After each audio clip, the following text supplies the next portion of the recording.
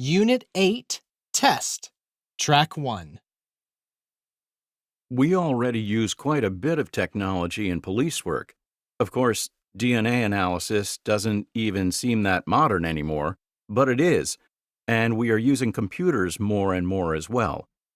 We can use 3D graphics to recreate crime scenes in a way that movies and photographs can't, and that gives us a much better insight into a crime. I don't feel I will be replaced by AI, though, as the world will always need detectives. But I do believe that new technology is going to make getting away with crimes much harder in the future. Medicine has always been at the forefront of the development of technology.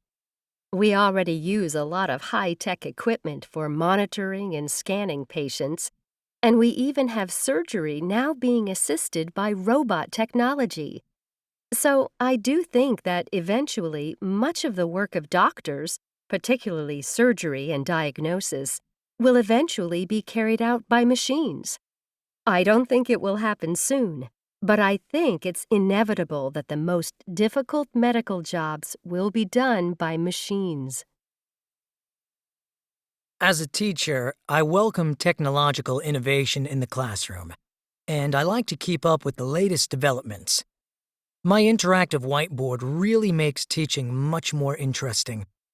Children need to use computers in a learning environment too, because they're going to be using them in every aspect of their lives when they're adults. I believe teaching will always be a human job, but I wouldn't say no to a robot teaching assistant. I think it would be very useful to have that kind of help. I don't feel under pressure in my job because of new technology, though. I work in a factory that assembles cars. I know that my job will eventually be entirely replaced by a robotic machine. I think that's true for all manufacturing jobs everywhere.